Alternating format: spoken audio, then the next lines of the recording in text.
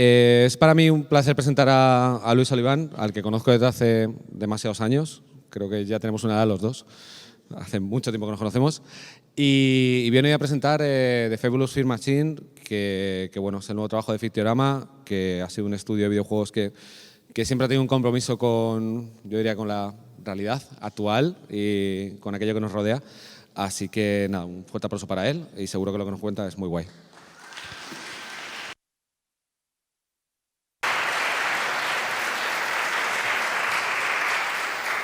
Bueno, gracias a Juanma, gracias al WIR por seleccionar nuestro juego. Como comentaba Juanma, yo soy Luis Oliván, cofundador y productor en un estudio de desarrollo de videojuegos indies muy pequeño de Madrid, nos llamamos Fictiorama Studios, y vengo a hablaros de The Fabulous Fear Machine, pero antes os quería dar una visión muy rápida del estudio.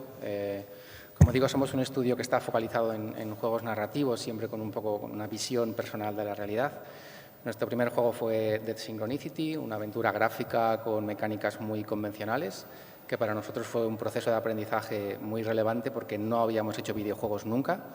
Ninguno de los tres hermanos que montamos el estudio, es una empresa familiar en el sentido estricto de la palabra. Aprendimos mucho y el segundo juego que lanzamos fue Do Not Feed the Monkeys, un juego bastante más ambicioso y mucho más peculiar, que solemos definir como un simulador de voyeur digital. Es un juego en el que la mecánica básica es espiar a los demás y decidir qué hacemos con la información que conseguimos de ellos. Tuvimos la suerte de que el juego ganó en bastantes festivales a lo largo del mundo. De hecho, ahí podéis ver el logo del premio de 3D Wire, el abuelo del Weird, que ganó hace unos años. Y ahora mismo estamos trabajando en dos proyectos. Uno de ellos es Do Not Feed the Monkeys 2029, que como podéis suponer es la secuela del juego previo. Es un juego que tiene unas mecánicas parecidas, muy similares a las de Do Not Feed the Monkeys. Y el otro es The Fabulous Fear Machine, que es el juego del que vengo a hablaros. Este es un juego narrativo, pero que además incluye mecánicas de estrategia y mecánicas de tablero y mecánicas de juego de cartas, y que se construye alrededor de la idea de cómo el miedo se puede usar como una herramienta para controlar a los demás, para que los demás piensen lo que queramos que piensen y para que hagan lo que queremos que hagan. Os voy a poner un pequeño vídeo que os va a poner un poco en el tono y ahora sigo. Greetings, traveler. We've been waiting a long time for you. The ancient, fabulous sphere machine calls you. Use it, and everything you've ever dreamt of will be within your reach.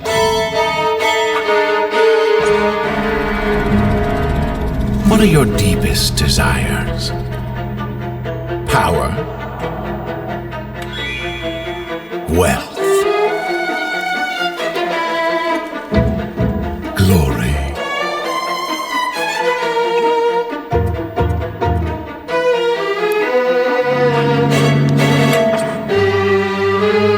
The machine and its agents will aid you. In return, we ask for the merest token. Your story will become a part of the machine forever. Are you willing to pay this price? Then, insert your coin.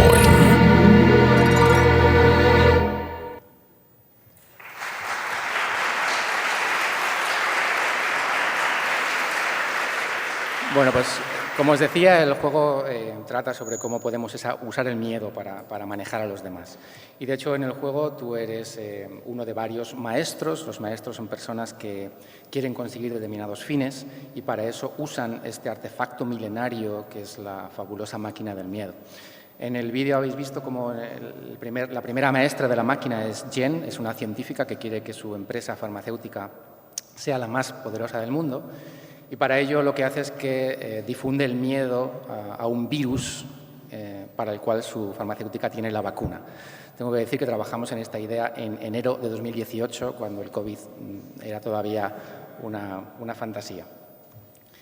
¿Y cómo funciona la fabulosa máquina del miedo? Bueno, pues para crear miedo entre la población lo que usa son lo que en el juego llamamos leyendas, que son historias del folclore popular o leyendas urbanas que la máquina planta en regiones del mundo y que además se van haciendo cada vez más fuertes. Entonces, cuanto más fuertes se hacen las leyendas, más miedo tiene la población. Y la idea es que cuando una población está suficientemente asustada, es muy fácil convencerla de determinadas cosas para que al final haga lo que tú quieres que hagan. Como veis, además, el core del juego son estas leyendas urbanas que son un elemento muy pulp, y a la hora de buscar un estilo artístico pues nos fuimos a lo más pulp que se nos pudo venir a la cabeza, que son precisamente los cómics de los años 60, 70, 80, y sobre esa estética gira todo el juego. Este es un pantallazo del juego y, como veis, el miedo se representa con esa mancha morada que, pues, según va creciendo, pues se va expandiendo de región a región. Y cuando en una región hay suficiente miedo, entonces los maestros pueden lanzar sus mensajes y convencer a la población para que piensen lo que ellos quieren que piensen. Esta es un poco la visión de estrategia del juego, que veis que también tiene un aspecto un poco de Risk, de ir conquistando regiones. El juego tiene una carga, además, de exploración muy potente. Estos muñequitos amarillos son los agentes que trabajan para la máquina, y los agentes irán descubriendo determinadas ciudades en el mundo, y en esas ciudades plantarán las leyendas que se irán haciendo cada vez más fuertes, asustando a la población, generando noticias, rumores, hasta que la gente está suficientemente asustada. Además, como se intuía un poco en el vídeo, el acuerdo al que llegan los maestros con la máquina es un poco mefistofélica. Es decir, lo que hacen los maestros es vender su alma a la máquina, su historia realmente. Y esa historia en el juego pues, se cuenta mediante realmente páginas de cómic cuyas viñetas se van desvelando a medida que la historia avanza, para que sepamos por qué los maestros han llegado a ser como son y por qué quieren conseguir lo que quieren conseguir. Bebimos de dos fuentes principales a la hora de diseñar el juego. Uno de ellos es Plague Inc., que si alguno lo conoce es un juego que precisamente cuenta la historia de cómo un virus acaba destruyendo la humanidad. De hecho, tú eres el malo, tienes que destruir la humanidad con tu virus. Y, por otro lado, de Sunless Sea, en general todos los juegos de un estudio que se llama Fail Better Games, que tienen un componente de exploración muy potente y además tienen una narrativa muy fragmentada. El jugador recibe constantemente pequeñas piezas de información y realmente se monta la narrativa en su cabeza. Y además suele ser una narrativa con un toque esotérico y críptico muy marcado. El juego saldrá en 2023, el año que viene, y lo va a publicar AMC Games, que es la subsidiaria dedicada a publishing de juegos de AMC Networks, que es esta gran productora audiovisual, responsable, entre otros, por ejemplo, de The Walking Dead, que es la IP más fuerte que tienen. Esta es la diapositiva más importante de la presentación, de hecho. Después de 10 años estamos buscando inversión en el estudio por primera vez, no ya financiación para proyectos, sino inversión a cambio de participaciones del estudio. Así que, como sabemos que entre el público hay personas con posibles, si estáis interesados en invertir en un estudio molón, pues esta es vuestra oportunidad y yo estaré por aquí hoy y mañana.